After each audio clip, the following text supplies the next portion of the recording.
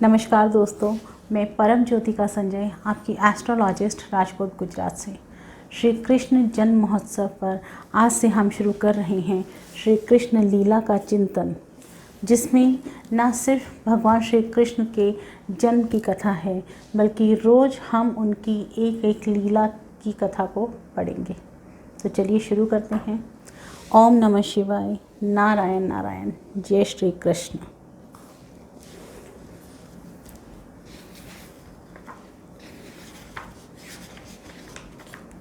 श्री हरि श्री कृष्ण लीला का चिंतन। जन्म महोत्सव। वजेंद्र गेहिनी यशोदा नेत्र निमीलित किए मणिमय दीवाल के सहारे चुपचाप निस्पंद बैठी है। श्री रोहिणी जी की आंखें भी बंद हैं। अन्य समस्त परिचारिकाएं भी निद्राभिभूत होकर ब्रह्म ज्ञान शून्य हो रही हैं। इसीलिए दिव्य निराकृति पर ब्रह्म से सूतिकागार में पदार्पण करते तो किसी ने नहीं देखा, पर उनके आते ही समस्त सूतिकागार एक अभिनव चिन्मय रस से पलावित हो गया।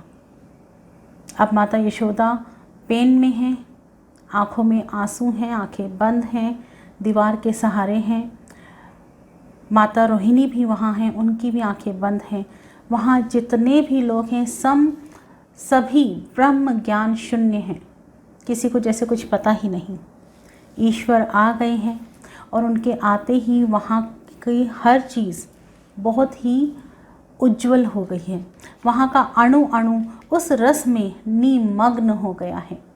व्रज महिषी की लीला प्रेरित प्रसव वेदना जन्य मूर्छा, रोहिणी तथा परिचारिकाओं की योग माया प्रेरित तंद्रा एवं निंद्रा भी उस रस के स्पर्श से चिन्मय भाव समाधि बन गई है।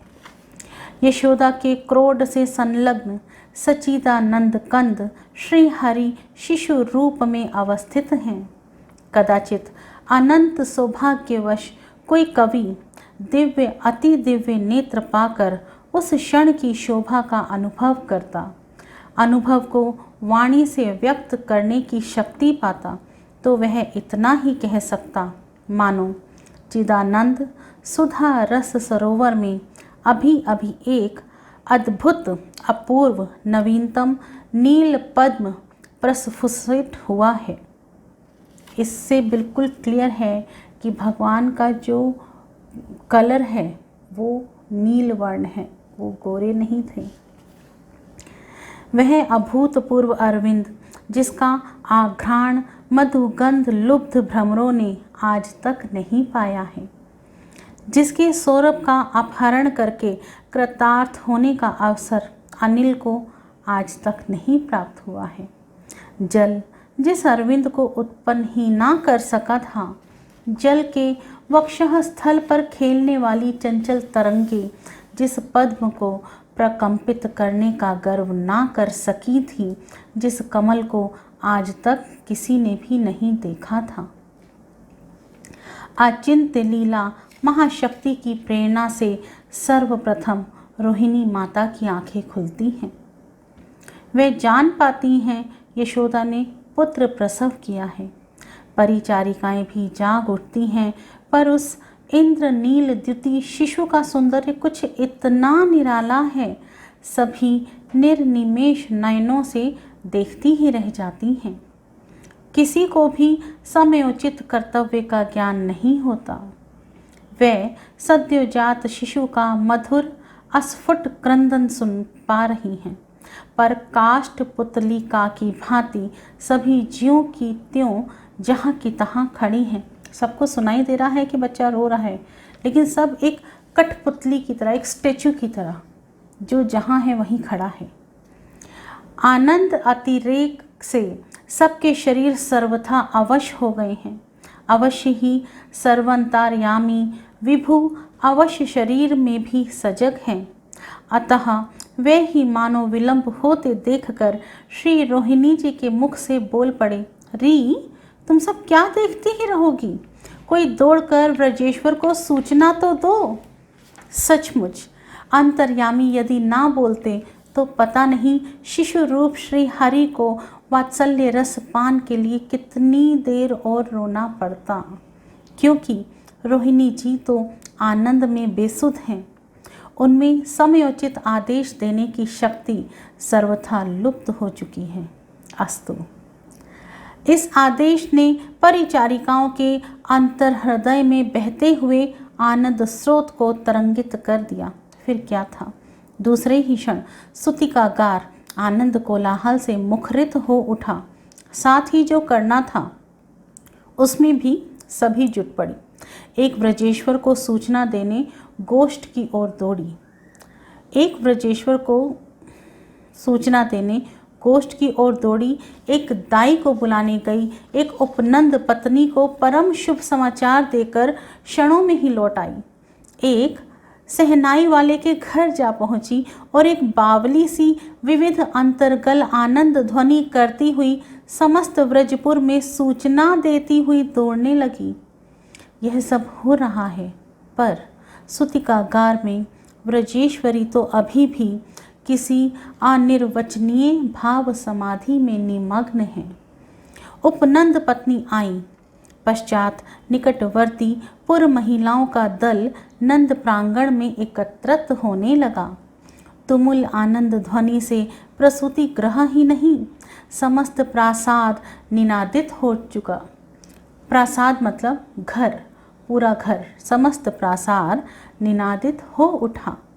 व्रज रानी की भाव समाधि शिथिल हुई।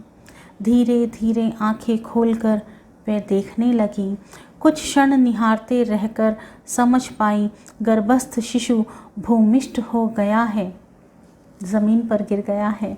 पर यह क्या, जननी के मुखमंडल पर आश्चर्य एवं भय छा जाता है। वे देखती हैं शिशु के श्याम अंगों में मेरा मुख प्रतिबिंबित हो रहा है। यह भी भला संभव है? वात्सल्य प्रेमवती माता का हृदय अनिष्ट आशंका से कांप उठता है। वे सोचने लगती हैं, निश्चय ही मैं जब मूर्छित थी तब कोई बालापहारिणी योगिनी माया से मेरा वेश धारण कर यहाँ आ गई है और वह अंतरिक्ष में अवस्थित है। यह उसी की प्रतीच्छाया है। हाय हाय नरसिंह, जय नरसिंह, रक्षा करो। नरसिंह नरसिंह डाकिनी चली जा, अन्यथा तू नष्ट हो जाएगी। व्रज महिषी एक साथ ही आकुल कंठ से बहुत कुछ बोल गई। इस व्याकुलता ने दृष्टि की एकाग्रता नष्ट कर दी। बस प्रतिबिंब निरोहित हो गया। उसी क्षण वात्सल्य रस घन विग्रह यशोदा का हृदय संचित स्नेह रस उमड़ा, आँखों में आया तथा सामने कोई भी व्यवधान ना पाकर अश्रु बिंदुओं के रूप में झरने लग गया। भावाभिभूत नंदरानी कभी अपने सिर को अत्यंत नीचे झुकाकर, कभी बाईं ओर टेढ़ा करके, कभी दाहिनी ओर घुमाकर और कभी ऊंचा उठाकर पुत्र के सौंदर्य का सुख ले रही है। इससे अश्रु बिंदु भी ढलकर मालाकार बन गए, मानो माता ने एक निर्मल मुक्ताहार की प्रथम भेंट दे दी हो। यह भेंट सर्वथा उपयुक्त ही है, क्योंकि देव आराधन का नियम ही है, पहले माला समर्पित होती है, तब नैवेद्य अर्पण होता है।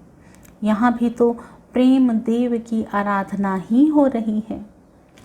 सर्वोत्कृष्ट रागमयी आराधना के उपकरण कुछ भी हों, पर नियम का व्यतिक्रम क्यों हो। इसीलिए मानो जननी यशोदा भी वात्सल्य रस सार स्तन दुग्ध का नैवेद्य चढ़ाने के पूर्व अश्रु बिंदुओं की मनोहर माला अर्पण कर रही है। इधर गोदोहन में संलग्न व्रजराज नंद जी के पास सूचना देने परिचारिका आई। प्रतिदिन का नियम है, व्रजेंद्र आधी रात ढलते ही स्वयं गोष्ठ में चले जाते हैं, गायों की संभाल करते हैं। आज भी आए हैं। अपने इष्ट देव नारायण का स्मरण करते हुए एक गाय के समीप खड़े थे। परिचारिका ने कहा, महाभाग, आपको पुत्र रत्न की प्राप्ति हुई है। व्रजराज को प्रतीत हुआ मानो हठात किसी ने कानों में अमृत उड़ेल दिया। नहीं नहीं, उनके चारों ओर अमृत का महासागर लहराने लगा। वे उसमें निमग्न हो गए। इतना ही नहीं, आनंद मंताकिनी की प्रबल धारा से उस महासागर में एक आवर्त, एक भंवर बन गया। व्रजराज उस आवर्त में फंसकर चक्कर लगा रहे हैं। आनंद मंताकिनी व्रजराज को अपने भुजा पाश में लपेटकर घुमा रही है। व्रजेंद्र नंद बाबा ब्रह्म ज्ञान खोकर अंत्येष्ट चेतना के जगत में जा पहुँचे। एक अतीत दृश्य सामने आ गया। व्रजराज व्रजरानी से कह रहे हैं, प्रिय, स्पष्ट जानता हूँ मेरे द्वारा संपादित इन पुत्रेष्टि आदि अनेक यज्ञ अनुष्ठानों की सफलता असंभव सी है। फिर भी परिजनों, गोप बंधुजनों का आग्रह देखकर आयोजन स्वीकार कर लेता हूँ। संकल्प के अनुरूप ही तो परिणाम होगा। असंभव वस्तु के लिए किए गए संकल्प की सफलता कैसे संभव है? अनुष्ठान आरंभ करते हुए जब मैं संकल्प करने बैठता हूँ तो चित्त एक अनोखे पुत्र की कल्पना कर बैठता है। तू ही बता, भला मेरे इष्ट देव नारायण से अधिक सुंदर त्रिलोक में, त्रिकाल में कोई संभव है क्या? असंभव, सर्वथा असंभव। पर चित्त भूमिका में ठीक संकल्प के क्षण ऐसे ही एक इष्ट देव नारायण की अपेक्षा भी अधिक अनिर्वचनीय, अनंत, असीम, सुंदर बालक की मूर्ति अंकित हो जाती है। ओह, उस क्षण मैं स्पष्ट देखता हूँ, वह बालक तुम्हारी गोद में तुम्हारे दुग्ध स्तनों पर बैठकर खेल रहा है।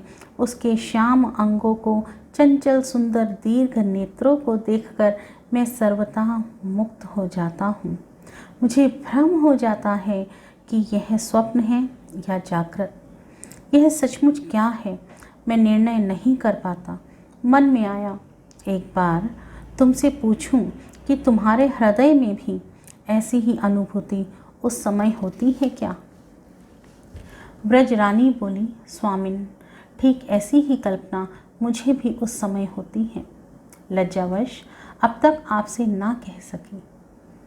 ब्रह्म ज्ञान शून्य व्रजराज एक ही क्षण में इस दृश्य को देख गए। परिचारिका खड़ी रहकर इनकी दशा देख रही थी। उसे क्या पता व्रजराज क्या देख रहे हैं। वह अन्य गोपों को लक्ष्य कर बोली, तुम लोग सभी चलो, गोवत्सों को छोड़ दो, दूध पी लेने दो। एक बार चलकर उस अद्भुत बालक को तो देखो, नेत्र शीतल हो जाएंगे। आज तक कहते कहते परिचारिका वहीं बैठ गई। नंद राय को बुलाने आई थी, यह बात वह भूल गई। उसकी आंखों के सामने प्रसूति गृह आ गया। वहीं बैठी बैठी वह सौंदर्य निधि शिशु को देखने लग गई। व्रजराज का मन अभी तक उसी भाव स्रोत का रस ले रहा है। वे देख रहे हैं, हम लोगों ने 1 वर्ष तक श्री नारायण की उपासना की है। श्री नारायण स्वप्न में दर्शन देकर कह रहे हैं, गोपवर, वह सचमुच तुम्हारा अनादि सिद्ध पुत्र है। तुम्हारा संकल्प शीघ्र ही सत्य होगा। इस घटना के बाद कुछ दिन बीत गए। आज माघ कृष्णा प्रतिपदा है। आज की रजनी एक विचित्र शोभा से संपन्न सी प्रतीत हो रही है। हठात व्रजरानी तंद्रा से जाग कर कहती है, नाथ, अभी अभी मैंने स्पष्ट देखा है, ठीक वही बालक तुम्हारे हृदय से निकलकर मेरे हृदय में आ बैठा है। एक आश्चर्य की बात और है, उसके सुंदर श्याम शरीर के ऊपर एक ज्योतिर्मयी दिव्य कुमारी का मानो आवरण पड़ा हुआ है। पहली दृष्टि में वह ज्योतिर्मयी बालिका सा दिखता है, पर किंचित गंभीरता से देखने पर उसका अप्रतिम सुंदर श्याम कलेवर स्पष्ट दिखने लग जाता है। सुनकर व्रजराज आनंद मुक्त हो गए। वे स्वयं भी ऐसी अनुभूति कर चुके हैं। उपर्युक्त घटनावली का दृश्य व्रजराज के मनोराज्य की कल्पना नहीं है, वह सर्वथा इसी रूप में घटित हो चुकी है। परिचारिका के शब्दों ने तो अतीत की स्मृति को उद्बुद्ध मात्र कर दिया, जिससे वह घटना मानो वर्तमान में अभी अभी हो रही हो। इस रूप में व्रजराज को वह दिखने लगी, जो हो किसी अज्ञात प्रेरणा से नंदराय के कानों में अब वह शब्दावली पुनः गूंज उठी। महाभाग, आपको पुत्र रत्न की प्राप्ति हुई है। नंदराय ने आंखें खोल दी तथा अविलंब प्रासाद की ओर दौड़ पड़े। पीछे पीछे परिचारिका भी दौड़ी। पथ में जाते हुए नंदराय सोचते जा रहे हैं, क्या सचमुच वही श्याम बालक उत्पन्न हुआ? पर हृदय में उमड़ते हुए आनंद प्रवाह में विवेक लुप्त हो गया। विचार शक्ति आनंद तरंगों से तरंगित हो रही है, चंचल बन गई है। फिर निर्णय कौन करे? व्रजेंद्र निर्णय नहीं कर सके। व्रजराज आकर प्रसूति गृह के सामने आंगन में खड़े हो जाते हैं। प्राणों की उत्कंठा लेकर आए हैं कि पुत्र का मुख देखूंगा, पर देख नहीं पाते। प्रसूति गृह के कपाट खुले हैं, पर उपनंद सनंद का परिवार, पड़ोस की गोपियों की भीड़ कपाट की अपेक्षा अधिक सुदृढ़ व्यवधान बन गए हैं। इससे पूर्व व्रजेंद्र जब कभी अंतःपुर में आते तो गोपियां घूंघट की ओट कर लेती, किनारे हो जाती, पर आज तो आवादवश वे जान तक नहीं पाए कि व्रजेश्वर खड़े हैं, पथ पाने की प्रतीक्षा कर रहे हैं। नंदराय के प्राण व्याकुल हो उठे। तत्क्षण ही उन दर्शक गोपियों के अंतराल से कुछ क्षण के लिए एक क्षुद्र छिद्र बन गया। व्रजेश को अपने पुत्र की एक स्पष्ट झांकी प्राप्त हो गई। आह, वही है, सचमुच वही शिशु आया है। इतने में छिद्र के सामने एक गोपी आ गई। छिद्र बंद हो गया। व्रजराज की आंखें भी बंद हो गई, पर आश्चर्य, अब मानो कोई व्यवधान नहीं। गोपेश स्पष्ट देख पा रहे हैं, प्रसूति पर्यंक पर उत्तानशायी होकर शिशु अवस्थित है। शिशु क्या है? मानो अनंत जन्म अर्जित पुण्य राशि रूप कल्प तरु उद्यान का प्रफुल्ल कुसुम हो। नहीं, समस्त उपनिषद रूप कल्पना श्रेणी का मधुर फल हो। उपनंद जी नंद के आने से पूर्व ही आ गए थे। वे समयोचित व्यवस्था में लगे हैं। ब्राह्मणों को बुलाने के लिए दूत भेज चुके हैं। अब तोरण द्वार के पास नगर वालों को समस्त व्रज में घोषणा करने की बात समझा रहे हैं। गदगद कंठ से कहते हैं, नैन भरी देखो नंद कुमार, जसुमती कुख चंद्रमा प्रगटयो, या ब्रज को उजियार। बन जिन जाऊ आजू को, गोसुत अरु गाय गुवार। अपने अपने भेष सभे, मिली लावो विविध सिंगार। हरद दूब अच्छत दधि, कुमकुम मंडित करो दुआर। पूरो चोक विविध मुक्ताफल, गावो मंगलवार। सहनाई वाले सदल बल आ पहुँचे हैं। नगारे वालों ने पहला डंका लगाया। दूसरे ही क्षण सहनाई वाले ने भी मधुर अति मधुर रागनी की तान छोड़ दी। नंद प्रसाद की मणिमय भित्ति, आच्छादन छत और स्तंभों को निनादित करती हुई वह सुरीली ध्वनि समस्त व्रजपुर में फैलने लगी। इससे पहले भी व्रज में अनेकों बार सहनाई बजी थी, पर आज की तान तो आज ही बजी है। और आज की तान कहती है, चौक पुरावो माटी रंगावो, आज मोरे श्री जी घरे आए हैं। अब ब्राह्मण आ गए। व्रजेश स्नान करके अलंकृत होकर ब्राह्मणों को प्रणाम करते हैं। मात्र का पूजन, नांदी मुख श्राद्ध संपन्न करके ब्राह्मणों को साथ लिए वे प्रसूति गार में आते हैं। विधिवत जात कर्म संस्कार आरंभ होता है। यह नित्य आजन्म का जात क्रम है, जिनके एक एक रोमकूप में अनंत कोटि ब्रह्मांड अवस्थित हैं। प्रत्येक ब्रह्मांड में एक एक ब्रह्मा जिनके नियंत्रण में सृजन का कार्य वहन करते हैं। आज उन्हीं का ब्रह्ममुखी निःसृत वेद मंत्रों से संस्कार हो रहा है।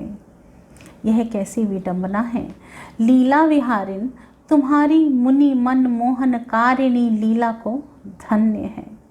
अस्तु भुस्त वै इत्यादि मंत्रों का पाठ करके शिशु के बिंब विडंबित अधरोष्ट को किंचित खोलकर सुवर्ण युक्त अनामिका उंगली से घृत का एक कण चटाया गया, घी चटाया गया। आयुष्य क्रिया करते समय ब्राह्मण देवता शिशु के दक्षिण कर्ण में अग्निरायुष्मान इत्यादि जपने के लिए मुख निकट ले गए। उन्हें प्रतीत हुआ मानो यह कर्ण नहीं, किसी अनिर्वचनीय श्यामल तेजोल लतिका का नवोन्मिश्रित पल्लव है। जपते समय ब्राह्मण के सारे शरीर में कंपन होने लगा। ब्राह्मण आश्चर्य में थे कि सारे अंग कांपने क्यों लगे। आज तक ऐसी घटना नहीं हुई। पश्चात दिवस परी इत्यादि मंत्र से बालक का स्पर्श किया गया। फिर भूमि अभिमंत्रित की गई। एक बार बालक का अंग पुनः पोंछ दिया गया। आगे की अन्य क्रियाएं संपन्न की गई। अंत में शिशु के कुंचित केश कलाप मंडित मस्तक से सटाकर आपो देवेशु इत्यादि मंत्र से एक जलपात्र सुतिका पर्यंक के नीचे रखा गया। इस तरह जात कर्म संस्कार संपन्न हुआ। अब दाई नाल छेदन करती है। किसकी नाल? जाके नार आदि ब्रह्मादिक सकल विश्व आधार सूरदास प्रभु गोकुल प्रगटे मेटन को भूभार। जाके नार भय ब्रह्मादिक सकल जोग व्रत साध्यो ताको नार छीनी ब्रज जुबती बाटी तगासो बांध्यो। नेग पाने का इतना सुंदरतम अवसर धात्री के जीवन में कभी नहीं आया था। इस विचित्र सुंदर शिशु को देखकर ही वह सब कुछ पा चुकी थी, निहाल हो चुकी थी। पर व्रजरानी ने प्राणय झगड़ा करके नेग लेने का सुदुर्लभ आनंद वह क्यों छोड़ने लगी? लेना ही चाहिए। व्रजेश कुल की धात्री जो ठहरी। औरन के हैं सकल गोप, मेरे एक भवन तुम्हारो। मिटी जो गयो संताप जन्म को, देखियो नंद दुलारो। बहुत दिनन की आशा लागी, झगरिन झगरो कीनो। तथा व्रजेश्वरी भी कब चूकने वाली थी। मन में भी हसत है नंदरानी, हार हिये को दीनो। नंद रानी के गले को सुशोभित करने वाला मणि मुक्ता का मनोहर मूल्यवान हार सौभाग्यमयी दाई के गले में झूलने लगा। धात्री ने उत्फुल्ल नेत्रों से एक बार व्रजेश्वरी की ओर देखा, फिर शिशु की ओर, तथा क्षणों में ही नाल छेदन संपन्न हो गया। अब तक शीलवती व्रजरानी के चित्त में शास्त्र मर्यादा का विचार था। स्तनदान के पूर्व ही जात कर्म संस्कार हो जाना चाहिए। यह मर्यादा मानो व्रजेश गृहिणी के हृदय में बांध सी बनी थी। इस बांध से वात्सल्य रस की धाराएं रुकी थी। अब मर्यादा पूरी हो चुकी है। व्रजरानी बड़ी ललक से हाथ बढ़ाती है, अपने हृदय धन को उठाकर छाती से लगा लेती है। द्विदल जवा पुष्प की कली का दृश्य अधरोष्ट को खोलकर उसमें अपना स्तनाग्र दे देती है। वात्सल्य रस सुधा सार रूप दूध झर रहा है और अलौकिक नराकृति पर ब्रह्म बड़े प्रेम से और उत्कंठा से उसका पान कर रहे हैं। इधर व्रजेश्वर ब्राह्मणों को दक्षिणा दे रहे हैं। व्रजराज ने उस दिन 20 लाख गायें ब्राह्मणों को दी। गायों के सींग सुवर्ण पत्रों से, खुर रजत पत्रों से मणे हैं। प्रत्येक के कंठ देश में बहुमूल्य मणियों की माला है, सभी नव प्रसूता हैं। ब्रजेश की आज्ञा से अविलंब तिल के साथ पर्वत निर्मित हुए। उन पर्वतों पर सघन पत्रावली की तरह रत्न बिछा दिए गए। फिर पर्वतों को सुनहरे वस्त्रों से सर्वत्र ढक दिया गया। ये पर्वत भी ब्राह्मणों के लिए ही बने हैं, उन्हें दान कर दिया गया। व्रजराज जिस समय इस पर्वत दान का संकल्प पढ़ने लगे, उस समय आश्चर्य में भरे हुए ब्राह्मण कुछ क्षण अवाक रह गए। अब समस्त व्रज सजाया जा रहा है। व्रज का प्रत्येक प्रासाद का प्रत्येक ग्रह द्वार प्रांगण, ग्रह द्वार प्रांगण का कोना तक पहले झाड़ दिया गया, पश्चात चंदन वारी से धो दिया गया, फिर सर्वत्र पुष्प रस सार इत्र छिड़क दिया गया। रंग बिरंगे वस्त्र एवं सुकोमलतम पल्लवों के बंधनवार बांधे गए। चित्र विचित्र ध्वजा पताकाएं यथास्थान फहरा रही हैं। पुष्पमाला की लड़ियां मणिमय स्तंभों एवं गवाक्ष रंध्रों से बांध दी गई हैं। प्रत्येक द्वार पर आम्र पल्लव समन्वित जल पूर्ण मंगल घट है। हरिद्रा, धूप, अक्षत, दधि और कुमकुम से प्रत्येक द्वार देश चित्रित है। स्थान स्थान पर मोतियों के चौक पूरे गए हैं। ब्रजेश के ऐसे सजे हुए तोरण द्वार पर एक और ऊंचे आसन पर विराजमान ब्राह्मण आशीर्वादात्मक मंगल वचनों का पाठ कर रहे हैं। उनसे कुछ दूर पर सूत पुराण का पारायण कर रहे हैं। उनसे कुछ हटकर मागाध ब्रजेश वंशावली का वर्णन कर रहे हैं। उनसे सटी हुई बंदी जनों की पंक्तियां हैं। वे मधुर स्वर में ब्रजेश की स्तुति गा रहे हैं। ब्राह्मणों के ठीक सामने दूसरी ओर संगीतज्ञों का दल है। वे वीणा के स्वर में स्वर मिलाकर सुमधुर रागिनी आलाप रहे हैं। उनसे कुछ दूरी पर भेरी बजाने वालों का दल है। इनसे कुछ हटकर दुंदुभियां बज रही हैं। इनसे कुछ दूर पर बंदी जनों के ठीक सामने सहनाई वाले मधुर तान छोड़ते हुए रस की वर्षा कर रहे हैं। बीच में राजपथ है, जिस पर गोओं, गोपों और गोपांगनाओं की भीड़ उमड़ी चली आ रही है। गोवत्स आदि की हल्दी तेल से रग कर, गोरिक आदि धातुओं से चित्रित कर, मयूर पिच्छ एवं पुष्प रचित माला पहनाकर, सुवर्ण श्रृंखला से मंडित करके तथा स्वयं बहुमूल्य वस्त्र आभूषण अंग रखे पगड़ी से विभूषित होकर, हाथों में कांवरों में, सिर पर घी दही नवनीत आमिक्षा से पूर्ण घड़े लिए व्रज के समस्त गोप नंद भवन की ओर आ रहे हैं। उनके पीछे दौड़ती हुई गोपांगनाएं आ रही हैं।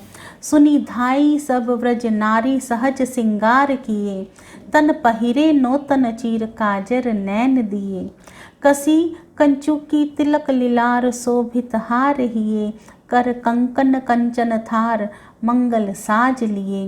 वे अपने अपने मेल निकसी भांति भली, मानो लाल मुनिन की पाती पिंजरन चूर चली। वे गावे मंगल गीत मिली 10-5 अली, मानो भोर भयो रवि देखी फूली कमल कली।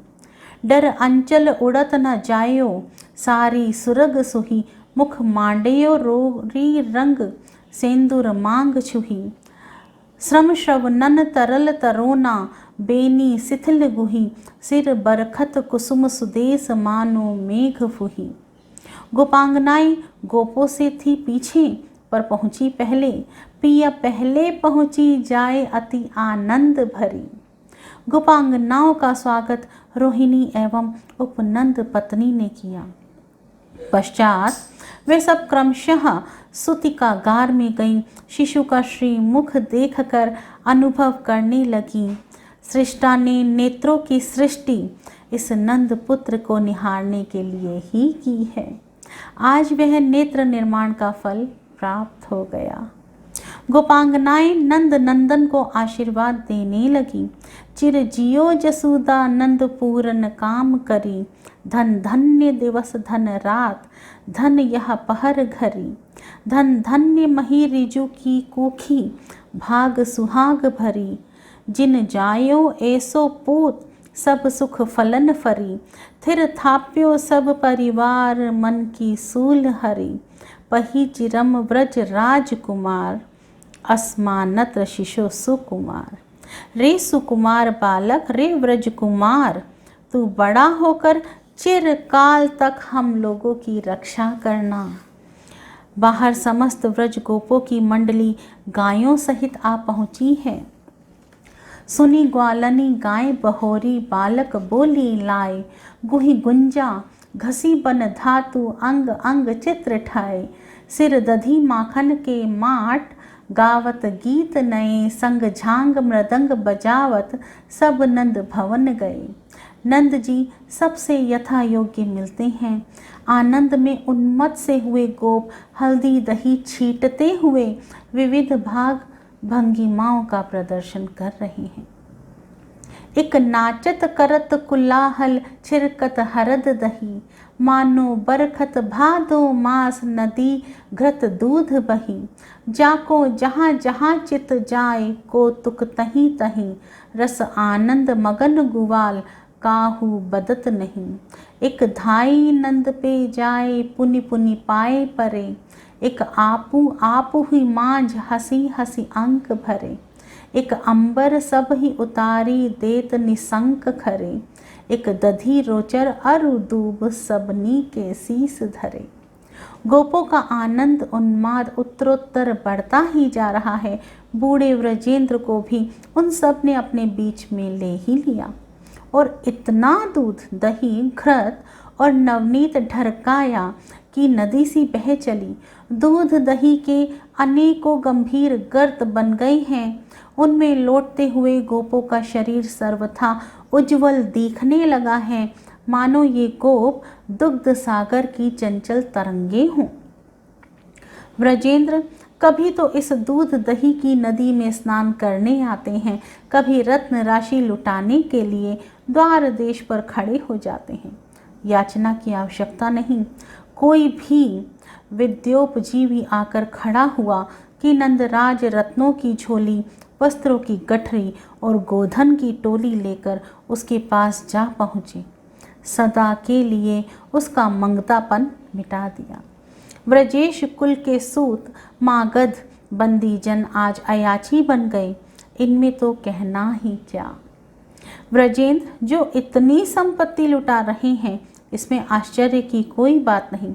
उनका भंडार ही अब अनंत असीम बन गया है, क्योंकि सारे विश्व की समस्त संपत्ति जिसकी चरण सेविका लक्ष्मी जी की आंशिक विभूति है, वह स्वयं आज पुत्र के रूप में व्रजेश के घर पधारे हैं।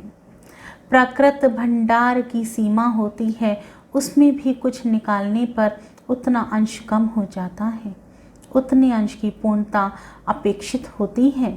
पर व्रजेश का भंडार प्राकृत नहीं, वह ऐसा है उसमें से जितना वह निकालेंगे उतना ही बचा रह जाएगा।